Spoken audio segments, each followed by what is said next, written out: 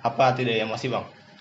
Oke, dari emosi sendiri ya, ini biasanya banyak orang yang salah kaprah nih tentang emosi.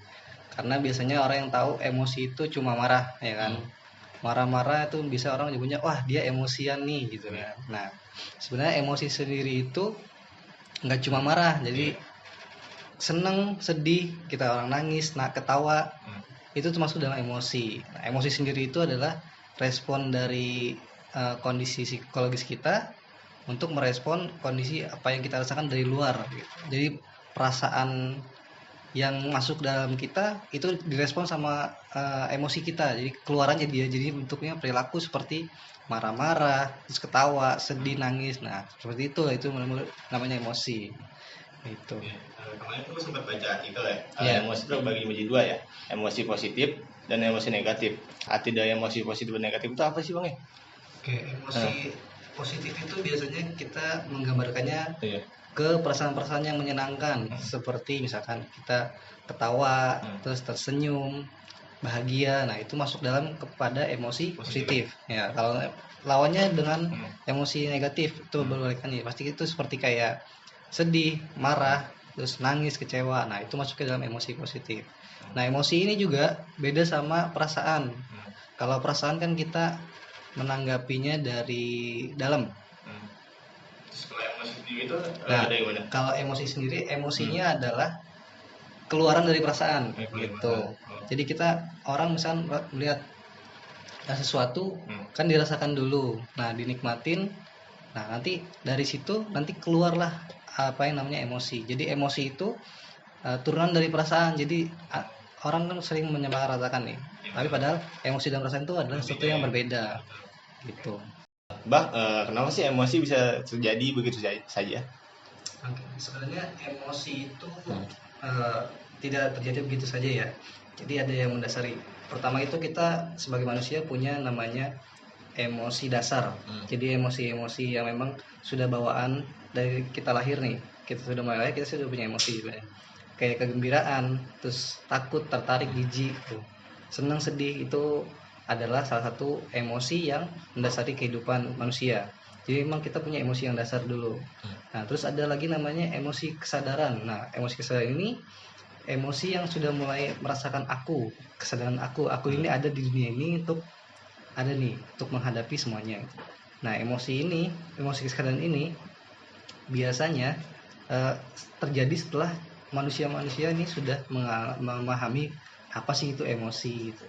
Nah, itu biasanya contoh emosinya kayak misalkan malu, terus kayak seneng karena dapat hadiah dia seneng gitu.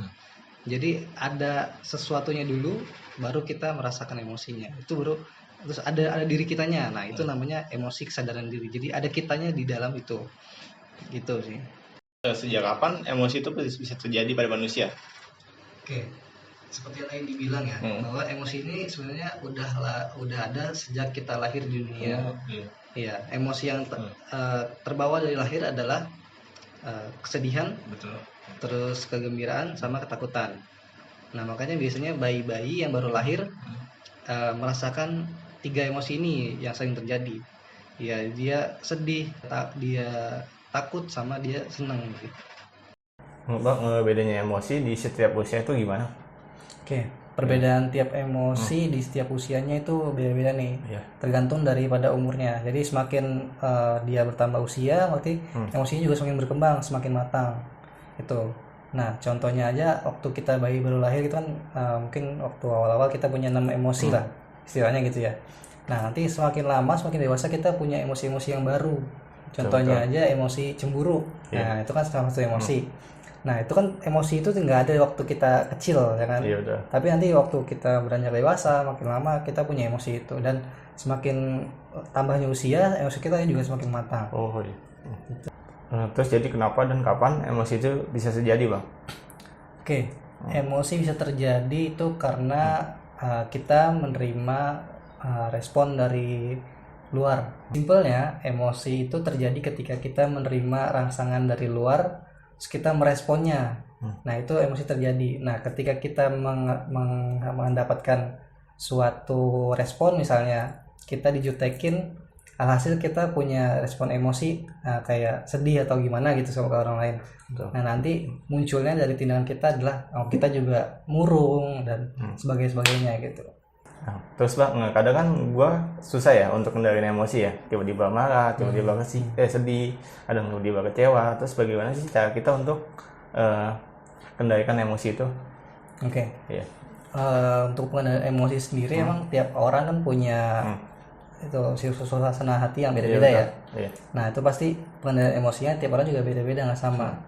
Tergantung daripada kita menempatkan emosi itu di mana gitu. Iya betul. Nah, cara untuk mengendalikan emosi yang paling mutakhir sih kalau menurut saya itu dengan kita tetap tenang dulu, terus kita cari tahu kenapa kita bisa keluarin emosi ini. Misalkan kenapa kita bisa nangis nih. Berarti kan kita ada sesuatu yang sedihnya. Nah, kita cari tahu dulu sumber kesedihan kita apa, terus akhirnya cari permasalahannya di mana baru kita selesain. Nah, itu cara untuk mengendalikan emosi. Tuh, salah satunya lah gitu. Nah, terus Pak, bagaimana cara kita menghadapi emosi yang sudah meluap? Oke. Iya. Sama seperti yang tadi disampaikan, kalau kita menghadapi emosi diri kita yang meluap itu, kita yang pertama lakuin tuh kita tenang dulu. Kenapa harus tenang? Supaya kita bisa terbuka nih pikirannya. Ya, sumber emosi kita adanya di mana gitu. Misalkan kita marahnya itu kita karena apa? Kita tenang dulu, kita cari tahu dulu. Nah, kita tuh marah awalnya tuh karena apa? Terus kita evaluasi diri kalau bisa. Itu makanya diperlukan pemikiran yang tenang dulu. Nah, baru kita cari tahu, oh ternyata saya marah karena ini. Nah, setelah itu baru kita cari solusinya gimana cara saya biar nggak marah lagi. Itu. Jadi emosi itu bukan harus terus-terusan diluapin.